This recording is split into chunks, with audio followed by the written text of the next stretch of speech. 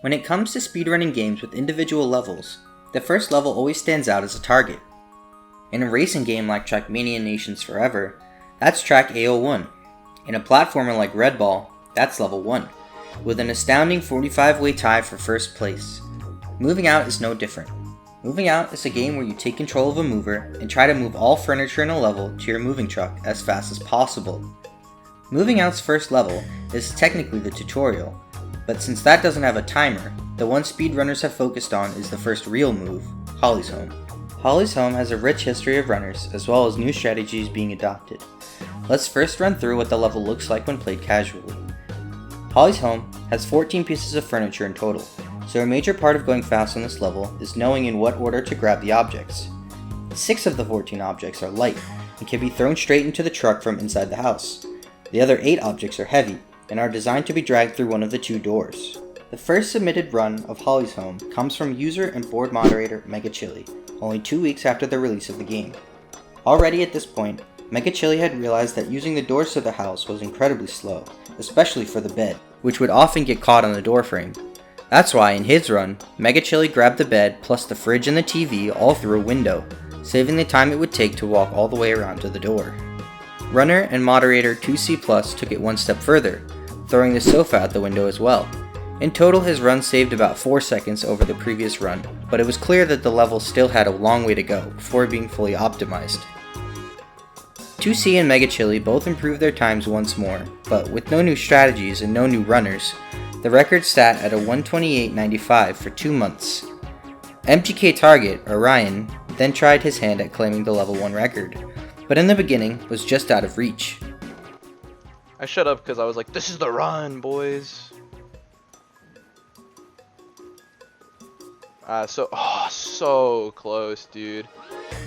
6 more months passed, and Ryan once again was determined to beat the record. That's when he got this run. Like, it would be so tedious.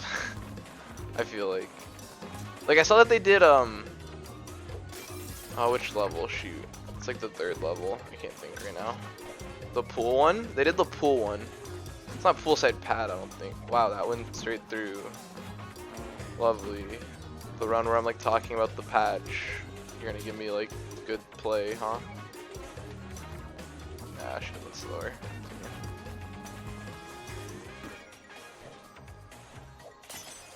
I didn't get the speed up.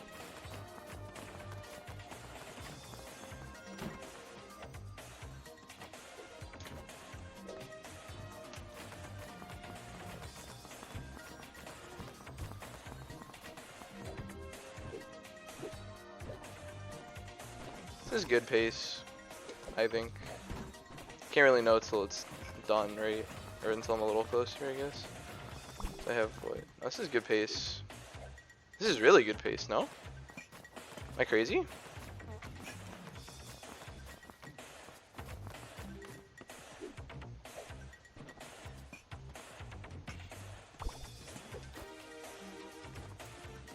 Can I just do this normally?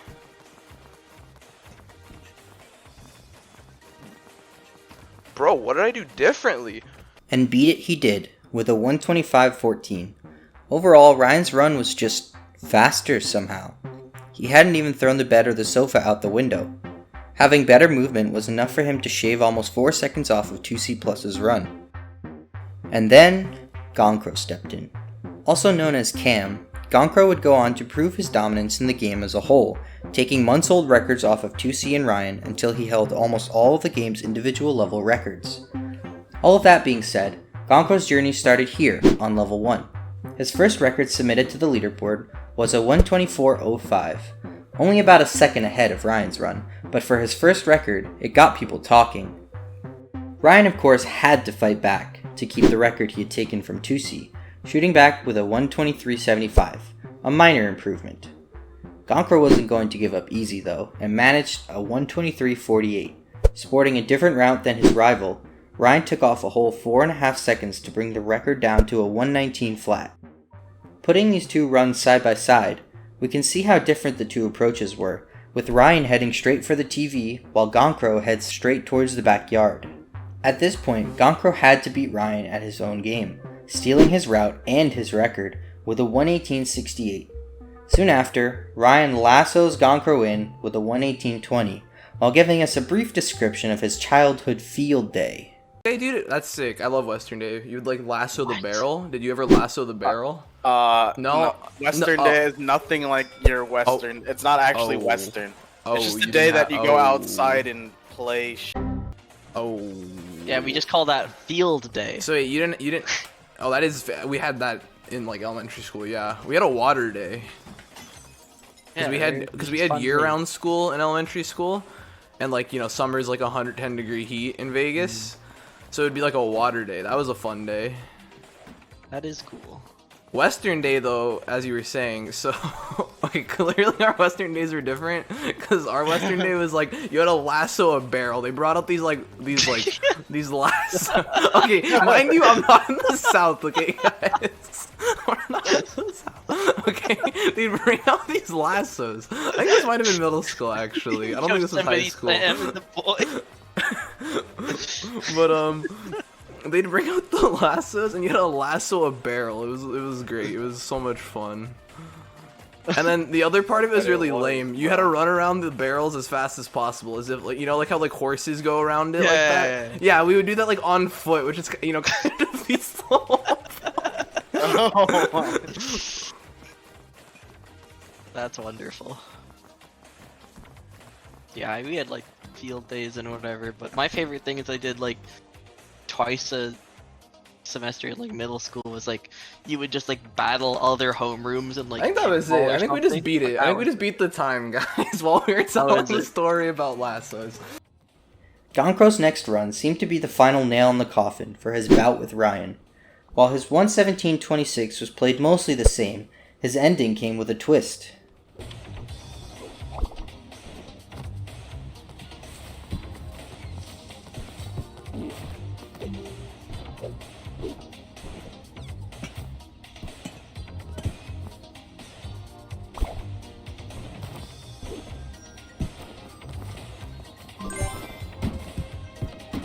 That's right, Goncro had taken inspiration from his elder, Tusi, and flipped the bed out the front window.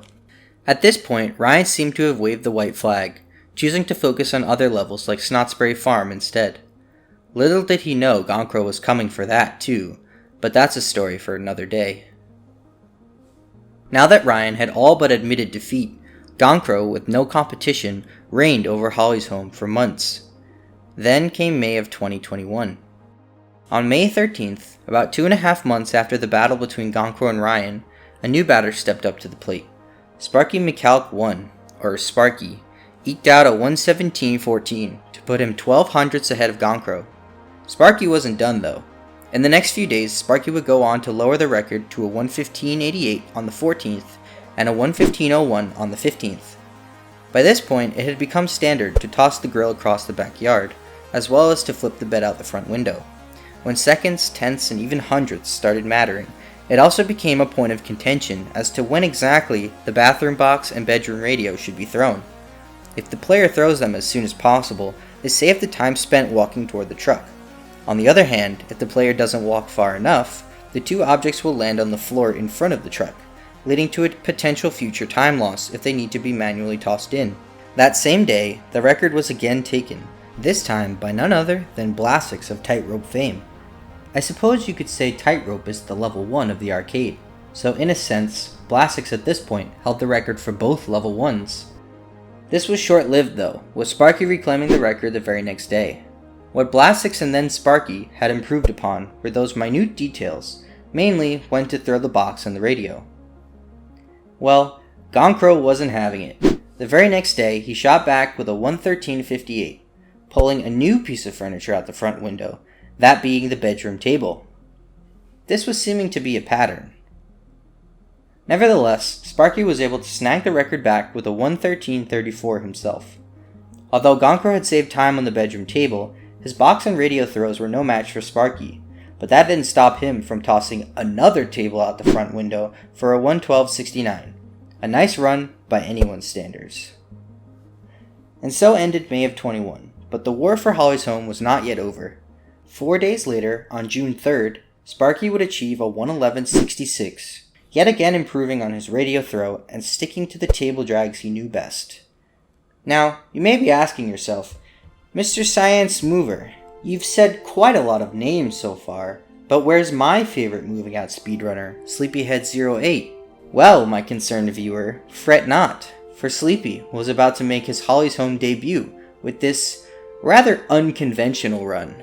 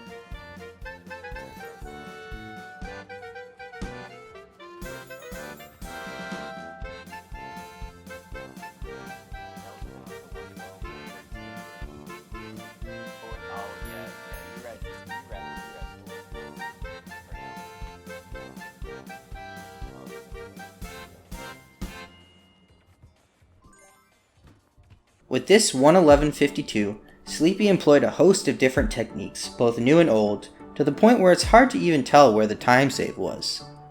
But again, yet another player would fall to the ever-determined Gonkro, who was inspired by Sleepy to achieve the first ever sub 110 with a 109.96. This would be Gonkro's last time submitted on this level, but the story wasn't over for Holly's Home just yet. We still have one player left to talk about. But before we get to him, Sparky would go on to beat Gonkro's time twice, first with a 108.94, but because he felt bad the run had no sound, again with a 108.39, still refusing to pull the two round tables out the front window, but instead pulling the rectangular table and the fridge. I should note that by this point, there had been a world record that grabbed every piece of furniture out the front window except the grill and the TV. And now we finally reach the end of our story. The current world record sits at a 107.96, and you may be trying to guess in your head who had done it. By this point, the record had been held by 7 different players. Had Mega or Tusi come out of retirement? Had Ryan come back to show Gonkro who was boss? Or had Gonkro done the same to Sparky? Had Sparky improved his own world record as he'd already done 3 times before? Had Blastix and Sleepy used their arcade knowledge to claim the coveted first move? The answer to all of these questions is no. The current world record is held by none other than 2-player dominator, the Lollygaggers. New to running single-player levels, and inspired by the long aforementioned list of runners that had come before him, Lollygaggers had grinded for hours a day for many days to get his name on the list. At the end of it all, he was rewarded for his hard work with this run. I'll let his pop-off speak for itself. Hey. I busted a nut. Pop, pop. Yeah, I busted a nut. Yeah. Hey. Every mumble rapper ever. Yeah, shut it. Mumble rap. 10 million views later. Yeah. Come on, you whore. Oh. Or the. Sorry, Ted. What? Ted, when you singing that song, bro? Oh, the any 90s rock song? Yeah. He called a dork.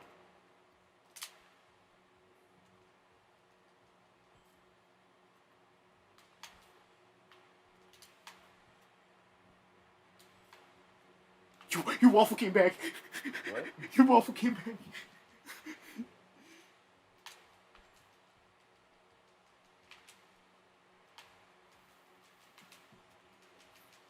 You got it, you got it. Get up. Oh my god. Wow, I actually got it. What? Dude, I honestly didn't expect to get anything. And that is where the story ends. Or should I say, where the story sits today. Lollygaggers had shown that with a good route and enough time and determination, anyone can take this record, even today. I predict that it's only a matter of time before someone beats the current record, potentially even a new player with new strategies. One thing is for certain though, and that is that Holly's Home will stand as a testament to what the moving out community can and has accomplished together given a little competition. Maybe someday we'll even see a sub 1. But until that happens, I'll see you next time.